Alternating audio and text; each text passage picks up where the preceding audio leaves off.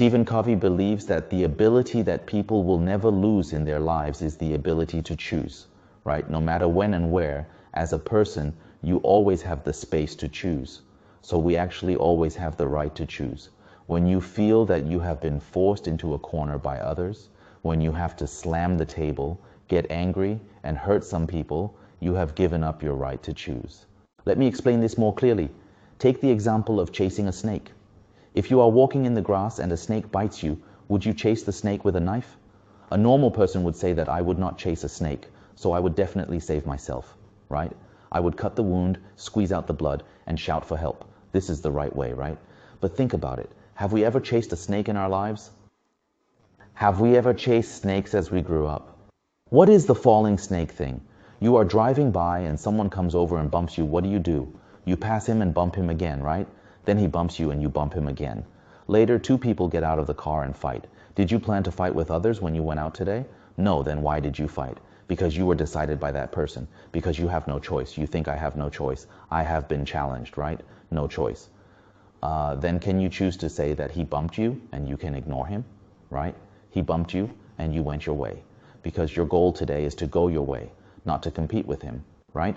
So you are particularly easy to be irritated by others. Where does this emotion come from? Here we talk about the ABC model that we talked about in the book on stress management. Group B of the ABC model is here. What is A? A is the occurrence of an event. Something happened, for example, the child's grades were the last in the exam. You think that I cannot accept that my child is ranked last in the exam, and I feel very angry about it, right? This is your B. So what is C? C is that you beat your child, or you quarrel with your wife about it, and you put the blame on your wife, or you hire countless tutors for your child. This is ABC. Then in life, many people want to change C. What is their method? Just keep changing A, right? They think that as long as this A is gone, then I will not have this C. Okay, so he will keep thinking, if a child's grades are not good, you should give him extra lessons, right? Just keep an eye on him. I also heard an aunt share her experience with others. Her son went to college, and then she shared this experience with others. She said that his son did not commit any other crimes in the past few years of high school, so she kept an eye on him, and no matter how he resisted or how unhappy he was, she just kept an eye on him and made sure he went to college, right? But the result of this experience was that you would find that the child might not study well in college, because finally no one is watching him anymore. He has been watched all his life while growing up. So there are all kinds of suggestions that will make you exhausted physically and mentally. It comes from the fact that many people think that if A is changed, then C will not exist, which means that more people will encounter this situation. Have any of you ever not listened to a class seriously because you didn't like a teacher when you were a child? Think back to the moment when you gave up on your studies. Who made that decision for you? Was it really your own choice? Or were you influenced by that bad teacher who failed to inspire you to learn? It's important to realize that their incompetence shouldn't have caused you to suffer and give up on your dreams. Don't let one bad experience determine your future.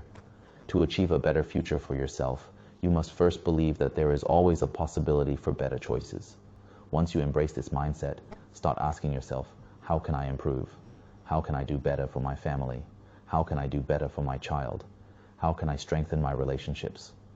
With this approach, you can take charge of your life and create a better future for yourself and those around you, right? And then there is another thing that I need to comfort myself, that is, if I can't do it, it doesn't matter. This is the balance. You have to do it, but at the same time, don't be too persistent. He uses these two questions to help us reach the state of moderation. Some people are not used to this because we have been influenced by success studies for too long. We always think that we have to make up our minds, overcome all difficulties, and win a great victory, right? We think that you must show enough desire to succeed, but in fact there are many businesses that have a lot of problems because these people are too persistent. On the other hand, you say that Jobs is particularly persistent in doing something. He has tried countless different things, and he will give up if he feels that it doesn't work. Then he will work hard to do things that are more likely to perform well.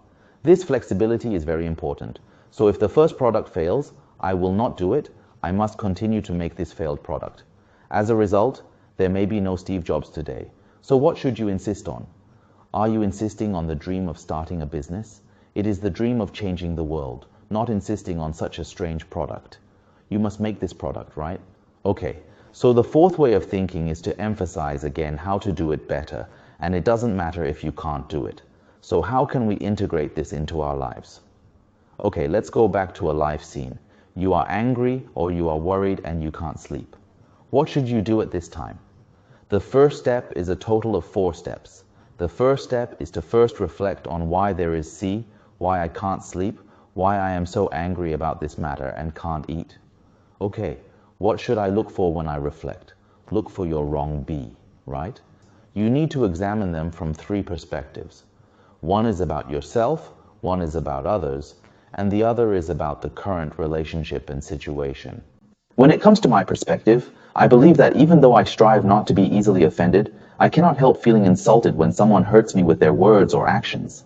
I often worry about what others think of me, and I acknowledge that this may stem from my desire to be liked and accepted by those around me. However, I understand that this is a flawed way of thinking, and I am trying to overcome it. In our conversation, I noticed that you had a should mentality when it comes to how others treat you. You questioned why you should expect others to be nice to you and why you care so much about their opinions. While I understand where you're coming from, I think it's important to realize that you also have a should mentality towards others. You may hold expectations about how others should treat you, just as they have expectations about how you should treat them. Our relationship may be strained because we both have these unrealistic expectations of one another. I don't think getting angry will solve the issue, but perhaps we can work on communicating our expectations better and finding a middle ground that works for both of us. So when you can examine your B from these 3 perspectives and examine how you view this matter, you will find that you gradually become calm. So many wrong ways of struggling in life are because we all think that only by changing A can we change C, but in fact most of the things in life are not as we wish. If you always expect everything to go as you wish before you can have a satisfied feeling, then you will never be satisfied in your life.